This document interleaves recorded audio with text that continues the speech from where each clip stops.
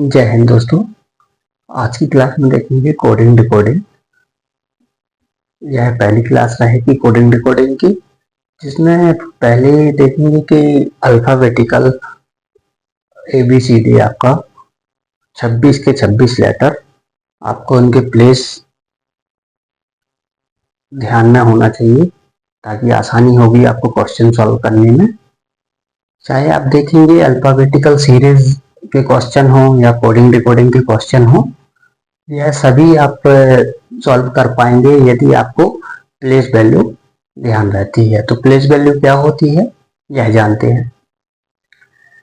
आपको जो पूरी ABCD है उसमें आपको पता है 26 लेटर होते हैं।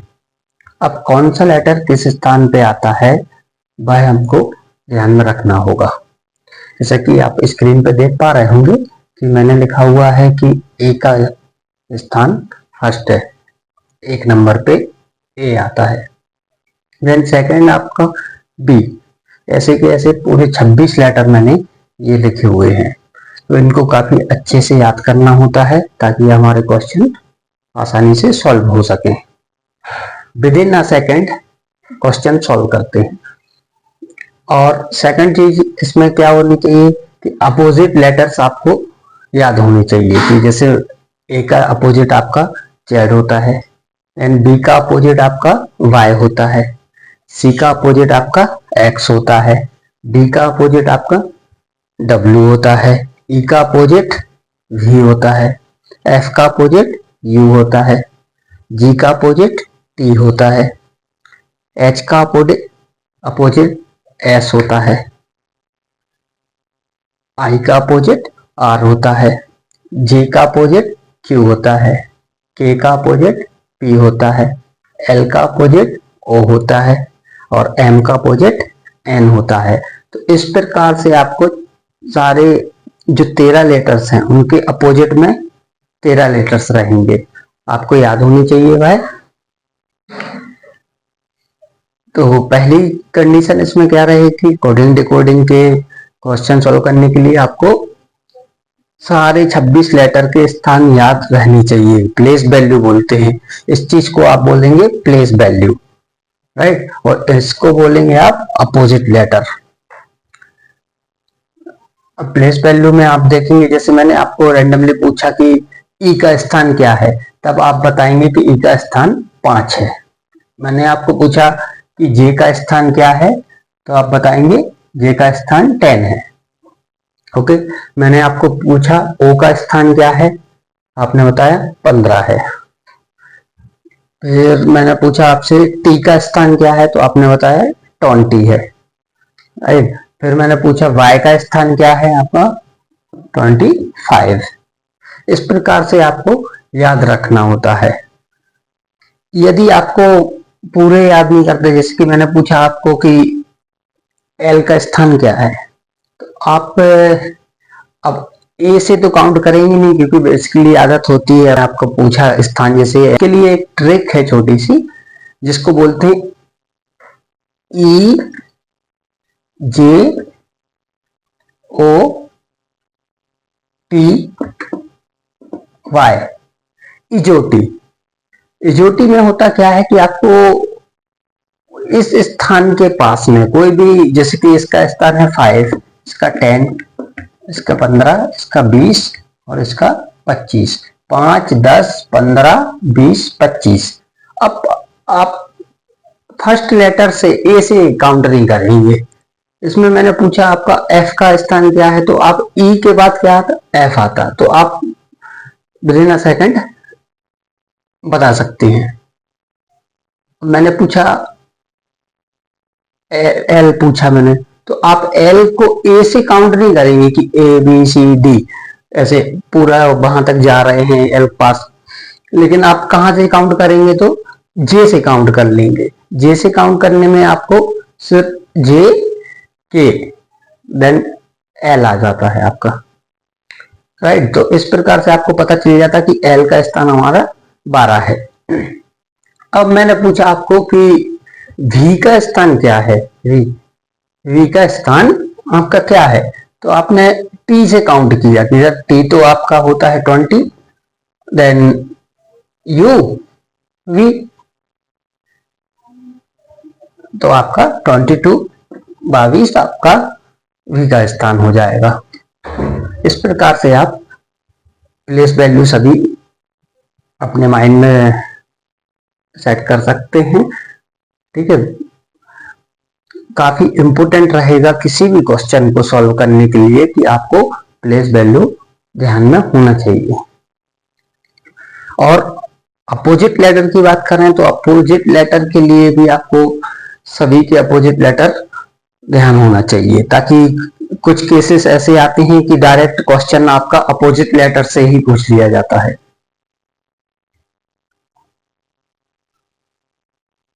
देखिएगा, अपोजिट लेटर की मैंने एक ट्रिक बनाई हुई है जिसको आप आसानी से पढ़ सकते हैं।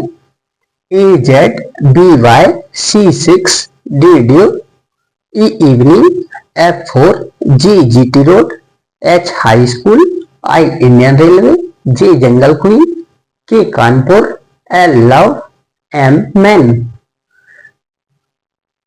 आप एक दो बार प्रैक्टिस करेंगे आपको हैबिट में आ जाएगा, काफी आसान है। सबसे इम्पोर्टेंट है आपको 26 के 26 लेटर का प्लेस याद होना चाहिए और अपोजिट लेटर भी आपको याद होना चाहिए। जब यह याद हो जाते हैं तो आप question with in a second solve कर सकते हैं। चलिएगा कुछ क्वेश्चन सॉल्व करते हैं। इसमें होता क्या कोडिंग डिकोडिंग में कि कुछ पैटर्न होते हैं, तो उन पैटर्न के अकॉर्डिंग ही आपको क्वेश्चन सॉल्व करने होते हैं। कुछ पैटर्न, पहला पैटर्न देखा जाए तो फॉरवर्ड पैटर्न बोलते हैं जिसको। फॉरवर्ड पैटर्न में आप देखेंगे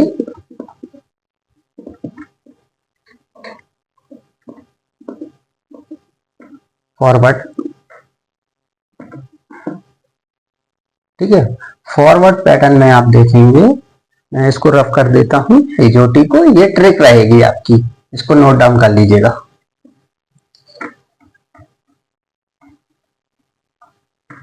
फॉरवर्ड पैटर्न होता क्या है कि अगर कोई लेटर लिखा है इसकी ओ ओ ओ ओ, ठीक है, तो इसके नीचे ही चेंज होगा, इसके नीचे मतलब जो भी लेटर रहेगा वही चेंज होगा आपका।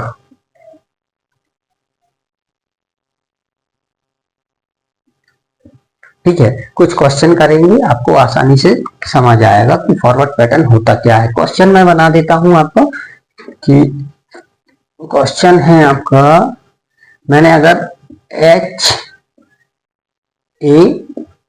HAND को कोड किया है IBOE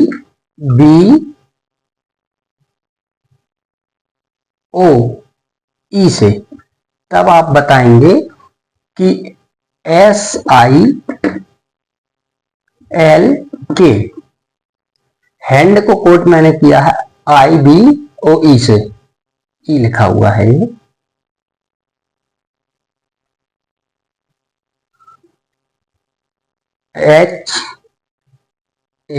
HAND को कोड किया है मैंने IBOE से, तब आप बताएं कि SILK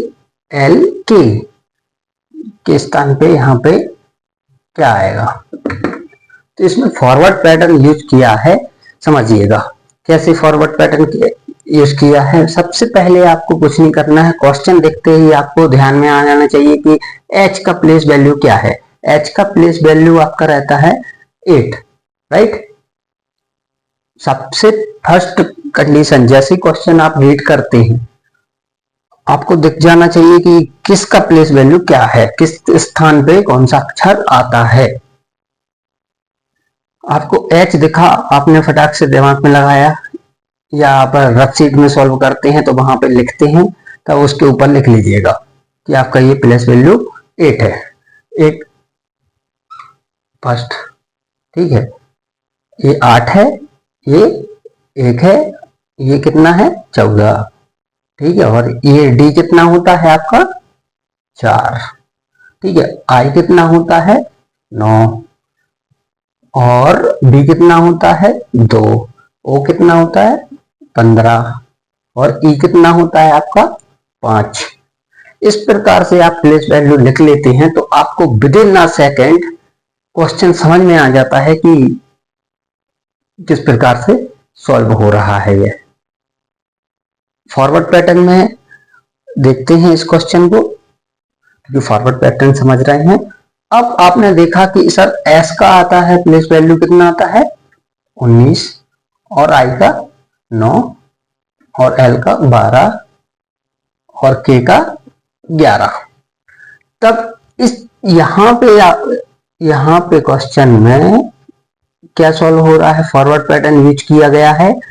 तब एच का बन रहा है आई, एक फॉरवर्ड आगे का एक स्टेप बढ़ रहा है, +1 हो रहा है। क्या हो रहा है +1,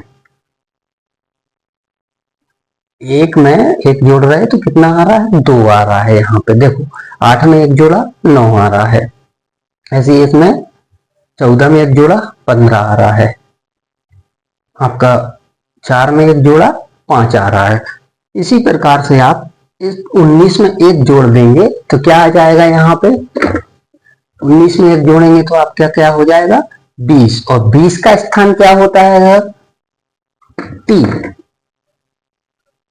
फॉरवर्ड पैटर्न में आपको देखना होगा कि एक स्टेप आगे बढ़ रहा है, ठीक है, या 2 स्टेप आगे बढ़ सकता है, या 3 स्टेप आगे बढ़ता है, प्लस की कंडीशन होती है फॉरवर्ड पैटर्न में। ठीक है, इस जो क्वेश्चन यहाँ पे मैंने लिखा हुआ है इसमें क्या हो रहा है +1 हो रहा है। ठीक है, जैसे आपने प्लेस वैल्यू लिखी आपको समझ में आ गया कि +1 हो रहा है सर। यहाँ तो 19 में एक जोड़ा 20 आया, 20 का प्लेस वैल्यू प्लेस क्या है टी। ऐसी 9 में एक जोड़ देंगे 10 आ जाएगा सर। यहाँ 10 का स्थान क्या है, 10 का स्थान आपका देखेंगे आप जे होता है सर, जे लिख देंगे बड़ी आसानी से। 12 में एक जोड़ देंगे 13 होता है, यहाँ 13 तो आया सर, 13वें स्थान पे कौन आता है एम आता है। अब यहाँ 11 में एक जोड़ा तो यहाँ 12 हो गए, 12 पे क्या आता है एल आता है। तो बेसिकली आपको सबसे पहले ABCD जो है 26 के 26 लेटर का स्थान याद होना चाहिए, अपोजिट लेटर याद होने चाहिए। फिर पहला केस बनता है जिसको बोलते हैं फॉरवर्ड पैटर्न। ठीक है, फॉरवर्ड करेंगे एक स्टेप या 2 स्टेप या 3 स्टेप आगे जाता है, प्लस में होगा, तब आपका प्लस या माइनस भी हो सकते हैं कुछ केसेस, वो रिवर्स केस में आ जाएगा। लेकिन ये फॉरवर्ड है तो आपका आगे के ही लिए जाएगा, प्लस में ही होगा। लेकिन इस अभी ये क्वेश्चन जो मैंने लिखा है कितना हो रहा है +1। ठीक है, आपने जैसे ही क्वेश्चन पढ़ा पहली कंडीशन आपके दिमाग में सेट है कि हमको दिख गया कि 8 का स्थान है H, H का स्थान क्या है 8, A का स्थान क्या है 1, N का स्थान क्या है 14, D का स्थान क्या है 5, ये 5 लिखा हुआ है। ठीक है, फिर इसके नीचे जो क्वेश्चन में लिखा था IBOA, इसके स्थान लिखे, दिख गया कि यहाँ 8 से यहाँ 9 हो गया, यहाँ 1 से 2 हो गया, यहाँ 14 से 15 हो गया, यहाँ 4 से 5 हो गया। आपको पता चल गया कि फॉरवर्ड पैटर्न है और +1 हो रहा है, 1 हो रहा है। तब आपने यहाँ देखा कि SILK इनका स्थान लिखा आपने और उसमें +1 किया, तो 19 में +1 किया तो आपका 20 आ गया। 20 किसका स्थान होता है टी का। ठीक है, 10 ऐसे 9 में आपने एक जोड़ा तो कितना हुआ 10 हुआ, 10 किसका स्थान होता है जे का। ठीक है, 12 में एक जोड़ा 13 हुआ, 13 होता है एम। ठीक है, और 11 में आपने एक जोड़ा 12 हुआ, ठीक है, 12 किसका होता है एल का। इस प्रकार से आपका फॉरवर्ड पैटर्न यूज किया जाता है। बस आपको मेन फोकस देना होगा 26 के 26 लेटर एकदम क्वेश्चन पढ़ते ही आपको ध्यान में आ जाए कि किस स्थान की क्या प्लेस वैल्यू है। कि कोडिंग डिकोडिंग में पहली कंडीशन होनी चाहिए कि आपको पूरे अल्फाबेटिकल ABCD जो है 26 के 26 लेटर के स्थान याद होने चाहिए कि कौन सा अक्षर किस स्थान पे आता है। और फिर इसके बाद में आपके अपोजिट लेटर याद होने चाहिए। पहला केस हमने देखा फॉरवर्ड पैटर्न होता है। फॉरवर्ड पैटर्न में आपका प्लस में कंडीशन आगे बढ़ती है। जैसे कि यहाँ पे अगर देखा क्वेश्चन देखा है HAND, ठीक है, तो H का क्या है स्थान 8 है, प्लेस वैल्यू H की होती है 8, ठीक है। फिर यहाँ पे देखा कि इसका आंसर बन रहा है I हो गया 9, ठीक है, तो कितना हुआ +1 हुआ। इस प्रकार से सभी में देखा +1 हुआ।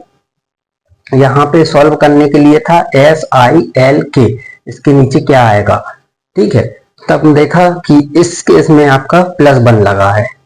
इसको सॉल्व करा है एग्जाम क्वेश्चन में तो +1 किया है, तो इसमें भी यूज करेंगे +1। 19 में 1 जोड़ेंगे 20 आएगा, 20 का स्थान होता है T, ठीक है। 9 में 1 जोड़ेंगे 10 आएगा, 10 का स्थान होता है J।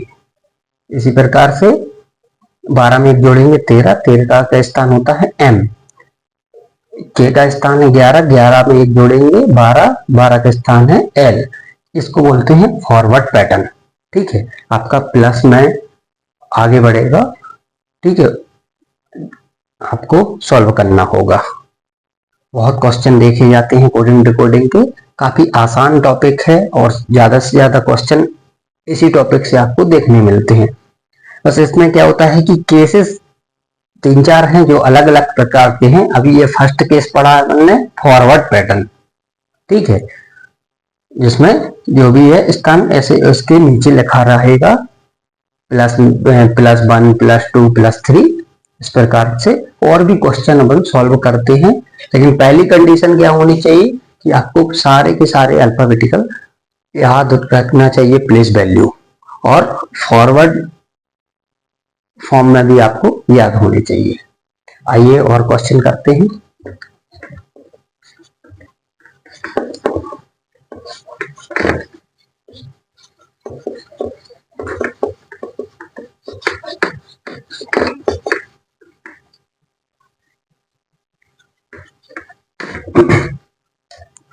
क्वेश्चन सेकंड लिखता हूं। आपका क्वेश्चन सेकंड रहेगा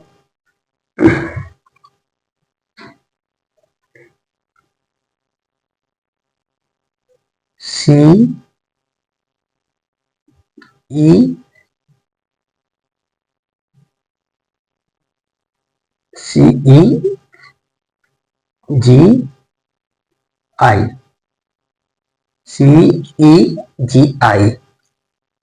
देन इसमें रहेगा आपका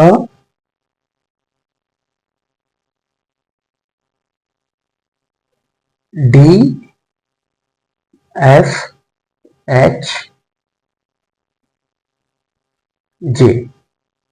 तब आपको कोड करना होगा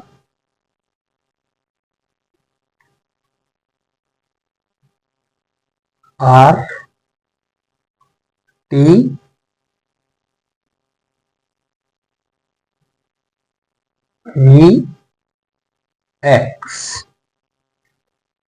काफी आसान क्वेश्चन है।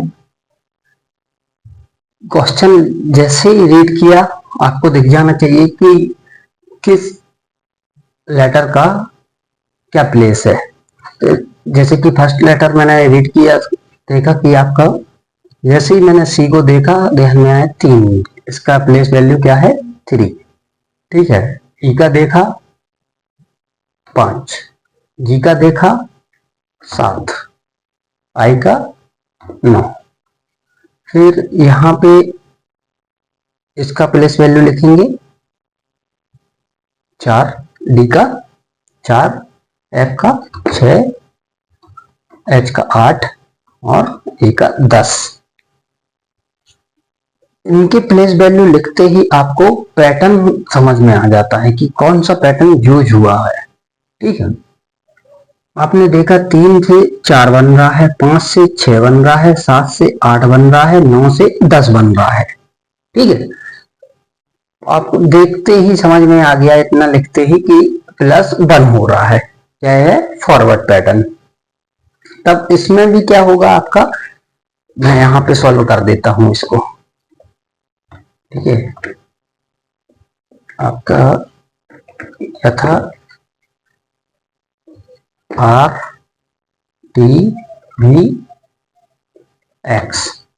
ठीक है, तब आपका 18, 20, 22 और 24। तब यहाँ पे क्या कंडीशन हो रही थी कि +1 हो रहा था, तो यहाँ 19 आ जाएगा, इसमें 21 आ जाएगा, 20 और 1 21 हो गया, फिर +1 हुआ, 22 में 1 जोड़ा तो यहाँ 23 हो जाएगा, और यहाँ पे हो जाएगा 24 में 1 जोड़ा 25। अब 19 किसका स्थान होता है, S का, 20 किसका, T का, 23 किसका होता है, W का, और 25 किसका होता है, Y का। सेकंड क्वेश्चन भी आपने with in a second solve कर लेंगे। आपको कुछ नहीं करना है कोडिंग डिकोडिंग में, पहली कंडीशन रहती है कि आपको सारे ABCD के लेटर 26 के 26 लेटरों का स्थान याद होना चाहिए कि कौन सा लेटर किस स्थान पे आता है।